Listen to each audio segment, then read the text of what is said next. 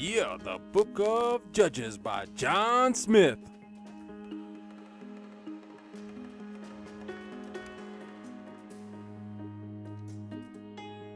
Then Jephthah returned home, and the first thing that came out of his house was his daughter. Uh-oh. What have you done, my loving daughter? I have made a sacred vow to Lord Yahweh, and I can't break it. I have to slaughter, blood, sprinkle, barbecue, sacrifice you to the Lord. And Jephthah's daughter said, My father, you have given your word to Lord Yahweh, and must do as you promised. He has helped you defeat those icky Ammonites that only wanted their land back. Who cares about them? But grant me this one request. Give me 2 months to roam the hills and weep with my friends. 2 weeks to lament that I will never marry and never have any sexy time. Wait, time out. There's some things I have to unravel here. Let's start with Jephthah making a stupid vow like that. I mean, what do you think was going to be the first thing that came out of his house when he came home? A cow or some chickens? I mean, didn't the Spirit of the Lord come over him or something?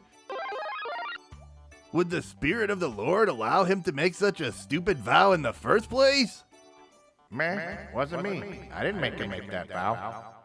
So did Jephthah sacrifice his daughter or what? I mean, did he burn her in the holy fire for G-Man's barbecue? Inquiring minds want to know. Now hold on there, Satan. It seems there's some debate on whether or not Jephthah sacrificed his daughter or just committed her to a life of celibacy. What do you want, Goody Two-Shoes? Jephthah made a sacred vow, remember? That's right. He did make a sacred vow. Oh, no, I'm surrounded by Looney Tunes. I am not a Looney Tune. Shut up, Satan. Boys, hush. We need to resolve this Jephthah issue. Yeah, the true believers need to know what really happened. I'll tell you guys what happened. I, the Apostle Paul, wrote about Jephthah in Hebrews 11, and I proclaimed him to be one of the great men of God.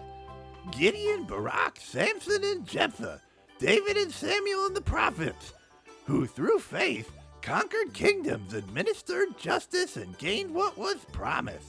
Their weakness was turned to strength, and they became powerful in battle and routed foreign armies. Wait. So just because you wrote about them in the New Testament, we're just supposed to take your word for it that he was one of the great men of God, and that means he didn't do the sacrifice? That's right. Remember, human sacrifice has been denounced and forbidden in Leviticus and Deuteronomy. That's right. Lord Yahweh told me to tell you guys about that. That's right. While there are some that say she went to the mountains to bewail the loss of her youth and not her virginity, clearly she left the town to do her bewailing. She could have bewailed the loss of her virginity perfectly fine in town. What she was bewailing, though, was the end of her father's line, the line of Jephthah. What? How does that make any sense? Bewailing the loss of virginity? She was bewailing the loss of her virginity? She was going to be barbecued for the G-Man. That's right. But notice there is no condemnation of Jephthah in the Book of Judges, even though the heathen act of human sacrifice would definitely be condemned. Clearly, the people would not have stood for it. So, he didn't sacrifice his daughter then? That's right. Also, Jephthah is a judge for 6 years after this. They wouldn't have continued to make him a judge if he sacrificed his daughter. Also, Satan, Jephthah's daughter is considered a heroine and is celebrated. They certainly wouldn't have done that if she'd been sacrificed in what was clearly a pagan ritual. So maybe Jephthah didn't know what he was getting into. I mean, he was a leader of a band of sketchy scoundrels. Are you sure he was well versed in all these sacrificial Looney Tune laws? That's right. Jephthah was the son of a prostitute, remember? He was banished from his brothers and denied his inheritance. He took up a life of banditry and thievery with a bunch of sketchy scoundrels. But the Israelites came to him to rescue them. Jephthah knew the law. Otherwise, the Israelites would not have given him such high regard. Wait. Jephthah was a proven warrior. That's what they needed in battle against the Ammonites, not a Pentateuch scholar. Come on now. That's right. Jephthah was an Israelite judge chosen for his bravery and might. Exactly. Only stupid atheists and liberals use the argument that Jephthah sacrificed his daughter. Stupid atheists who haven't done any serious Bible study. Jephthah didn't sacrifice his daughter. Stupid Fundy. All you have to do is ask a Jewish person. It's not just what atheists and liberals say. You stupid atheist, read the Bible before you comment on the Bible instead of always taking things out of context. Stupid Fundy. I read the Bible upteen bajillion zillion times already. Looks like we're not solving any more Bible issues today, minions. Moving on. So I guess one of the 12 tribes of Israel, the Ephraimites, were mad at Jephthah for not inviting them to the Ammonite killing spree.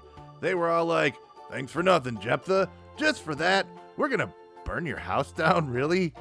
Yeah, I fought the Ammonites and killed them because Lord Yahweh gave them into my hands.